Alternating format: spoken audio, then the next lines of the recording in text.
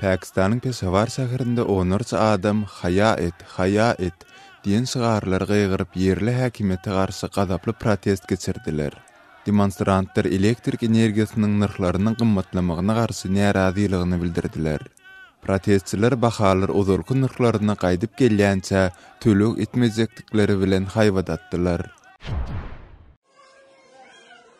Pakistan'ın Quetta şäherinde ýaşaýan 260 goly owan bozguny ýygyny Owganystana dolanmaga taýýarlyk görýär.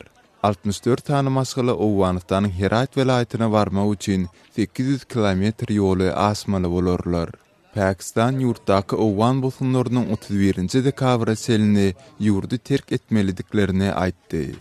Siz Azatlyk radiosynyň şuňky täzelikleri bilen tanış boldunuz.